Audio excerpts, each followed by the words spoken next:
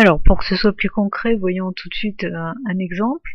Donc, reprenons un schéma que vous avez déjà vu par ailleurs. On retrouve une entité enseignant avec numéro enseignant, le nom, le téléphone, une entité stage, numéro stage, libellé du stage et la durée. Et puis on a une association formateur qui permet d'enregistrer les formateurs du stage, parce que en fait chaque enseignant peut éventuellement être formateur d'un stage, mais il peut aussi postuler pour être stagiaire à d'autres stages. Donc en gros ce sont des stages proposés aux enseignants, et ces enseignants peuvent aussi être formateurs. Du coup, on a mis une contrainte d'exclusion entre les deux associations avec comme pivot numéro enseignant, numéro stage. Pourquoi? Bien, tout simplement parce qu'un enseignant, s'il est formateur à un stage, il ne peut pas en même temps être stagiaire du même stage, et vice-versa. Donc la contrainte, c'est un enseignant pour un stage donné ne peut être à la fois formateur et stagiaire. Alors ça se traduit par quoi au niveau logique SQL? Ça se traduit par interdire la présence du couple qui provient des pivots, du couple numéro enseignant, numéro stage, à la fois dans la table formateur que dans la table stagiaire. Donc on va le programmer dans le SGBDR pour contrôler, lors d'un insert par exemple d'un formateur, contrôler que dans stagiaire, le couple numéro enseignant, numéro stage n'est pas déjà présent. Du coup, les triggers associés à cette contrainte, ça va être avant insertion ou modification dans formateur. Donc avant insertion dans formateur, on va vérifier que le couple n'est pas déjà présent dans stagiaire. Ensuite, on va vérifier avant insertion ou modification dans stagiaire. De même, on va vérifier que le couple numéro enseignant numéro stage n'est pas déjà présent dans formateur. Donc vous commencez à voir le genre de requête qu'on va faire pour pouvoir contrôler ce genre d'informations. Alors, voyons directement le code du trigger. L'exemple a été pris sous MySQL.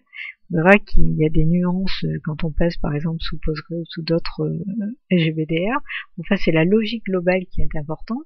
Donc on va écrire un trigger qui s'exécute avant insertion dans formateur. Donc si jamais le SGBDR reçoit un ordre d'insert sur la table formateur, il va exécuter le trigger avant même de faire l'insert. Donc il est très possible qu'il bloque l'insert si jamais le trigger se passe mal. Donc voilà comment ça marche au niveau syntaxe. On va créer un nouveau trigger, exactement comme on créerait une nouvelle table, create trigger. On donne un nom à ce trigger, le nom que vous voulez. On précise à quel moment il doit s'exécuter, donc c'est before parce qu'on veut qu'il s'exécute avant l'insertion sur la table formateur. Donc dès qu'il y a un insert sur formateur, le trigger va s'exécuter. Donc vous imaginez bien qu'il existera par exemple des triggers qui s'exécutent after insert, c'est-à-dire qu'il ne cherche pas à bloquer un insert, mais que dès qu'un insert se fait, il veut faire d'autres choses. Donc là, ce sont des triggers qui n'ont pas, qui ne représentent pas une traduction d'une contrainte, mais on verra plus tard, ça peut être utile aussi. Donc là, c'est bien before insert. For each row, c'est pour signaler que le trigger va s'exécuter sur autant de lignes d'insert qui vont être faites. Alors j'explique. On peut très bien insérer plusieurs lignes d'un coup, au lieu d'en insérer qu'une seule. Et dans ce cas-là, en mettant for each row, on a effectivement le trigger, si jamais il y a 5 lignes d'un coup qui s'insèrent, et ben le trigger va s'exécuter 5 fois. Si on met for statement, on verra plus loin au niveau syntaxe, à ce moment-là, même s'il y a 5 insertions d'un coup qui se font, le trigger ne s'exécute qu'une fois. Très souvent, c'est le for each row qu'on utilise parce qu'on veut faire un contrôle sur chaque insertion. Ensuite, le programme commence. Alors, on peut déclarer des variables dans un programme SQL PSM. Donc, par exemple, en écrivant déclare nb integer. Donc, vous voyez qu'il y a des syntaxes spécifiques au langage SQL PSM pour pouvoir faire de la déclaration. Ensuite, regardez ce qui se passe. On fait un select. Alors, on est bien d'accord qu'on est en train d'essayer d'insérer dans formateur. Et puisqu'on essaye d'insérer dans formateur, le but c'est de contrôler qu'il n'y a pas le couple numéro enseignant numéro stage qui est déjà présent dans stagiaire. Du coup, on va compter les lignes, sachant qu'on aura soit 0 soit une ligne dans stagiaire qui correspond à ce couple-là. Alors regardez la syntaxe. On fait un select quand étoile on va récupérer dans notre variable NB qu'on vient de déclarer le nombre de lignes qu'on va trouver à partir de la table stagiaire. Et la condition, c'est le numéro enseignant qui est dans stagiaire. On va regarder s'il y a un numéro enseignant qui est égal à new.numéro enseignant. Alors, new, qu'est-ce qu'il représente? Eh bien, il représente tout simplement l'insert qu'on essaye de faire en ce moment.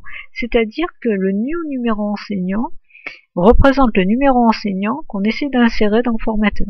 On est bien d'accord que formateur a la même structure que stagiaire, c'est-à-dire qu'il contient en identifiant un numéro d'enseignant et un numéro de stage, puisque dans formateur, on peut insérer un nouvel enseignant sur un nouveau stage. Donc là, on récupère le numéro d'enseignant qu'on essaye d'insérer dans formateur, et avec new.numéro de stage, on essaye de récupérer aussi le numéro de stage qu'on essaye d'insérer dans formateur. Du coup, cette requête va nous retourner soit 1 si jamais dans stagiaire je trouve une ligne qui contient le même numéro d'enseignant et le numéro de stage que ce que je suis en train d'essayer dans formateur, soit 0 si jamais je ne le trouve pas. Alors évidemment, si je le trouve, eh bien c'est là qu'il faut que je bloque l'insertion.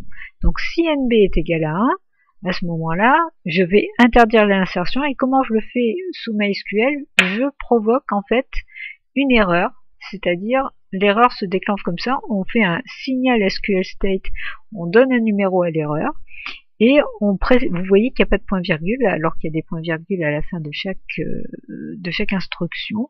Pourquoi? Parce que l'instruction va jusqu'au bout de la deuxième ligne, c'est-à-dire que quand on fait un signal SQL state, on précise le numéro d'erreur et on précise le message d'erreur, donc set message texte, et là j'ai décidé de marquer opération impossible. Donc le programme, lorsqu'il passe par un signal SQL state, il sait qu'il y a eu une erreur et il va empêcher l'insertion. S'il n'était pas passé par le if, donc si NB égale 0, à ce moment-là, il n'y a pas d'erreur déclenchée et l'insertion va pouvoir se faire. Voilà comment un trigger est capable de gérer, d'empêcher ou de permettre un traitement qui s'exécute jusqu'au bout. Alors, reprenons toujours notre exemple et essayons de faire des insertions en imaginant qu'on a derrière le trigger enregistré. Donc, imaginons que dans stagiaire, je fasse un insert into stagiaire avec les valeurs 1, 1, 0, c'est-à-dire enseignant numéro 1, stage numéro 1 et puis présent 0, par exemple. Eh bien, qu'est-ce qui va se passer si ensuite j'essaye de faire des insertions dans formateur? Alors, première insertion, j'essaye d'insérer dans formateur numéro enseignant, numéro stage, values 2, 2. Donc j'essaye d'insérer comme formateur l'enseignant 2 sur le stage 2. D'après vous, est-ce que ça va bien se passer? Alors, faites une pause, réfléchissez avant d'écouter la réponse. Bien, la réponse, oui, ça va bien se passer, puisque si on recherche dans stagiaire, si j'ai déjà l'enseignant 2 sur le stage 2, ben, je ne trouve pas. Pour le moment, dans stagiaire, je n'ai que l'enseignant 1 sur le stage 1. Deuxième insertion, j'essaye d'insérer cette fois-ci l'enseignant 1 sur le stage 2. Donc, réfléchissez et faites une pause pour voir si, d'après vous, ça va bien se passer.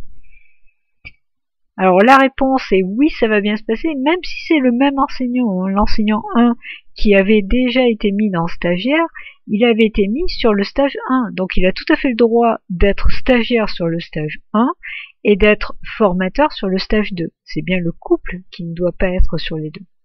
Donc troisième insertion, j'essaye d'insérer dans formateur toujours, cette fois-ci 1,1 au niveau couple. Donc d'après vous, est-ce que ça va bien se passer? Faites une pause et réfléchissez. Alors évidemment non, ça se passe mal, tout simplement parce que le couple 1-1 est déjà présent dans stagiaire. On a déjà l'enseignant 1 qui est déjà stagiaire du stage 1, donc il ne peut pas être aussi formateur. Et ça, le trigger va bien le vérifier et va bloquer l'insertion, donc cette insertion ne se fera pas. Alors du coup, comment on peut vérifier ce genre de choses côté application externe? Parce que moi, par exemple, si je suis en train d'écrire un programme SQL, j'aimerais bien savoir si mon insertion elle s'est bien passée ou non. Donc voyons justement en PHP par exemple, si je fais un petit programme qui attaque ma base de données, alors Bon, imaginons que je fasse une connexion à la base de données qui s'appelle l'ABD. Bon, la syntaxe de la connexion n'a pas beaucoup d'importance. Derrière, je prépare une requête SQL d'insertion. Alors, j'imagine qu'au préalable, j'ai déjà fait l'insertion dont je vous ai parlé tout à l'heure dans Stagiaire avec le couple 1-1. Et là, j'essaye de faire la fameuse insertion avec le couple 2-2.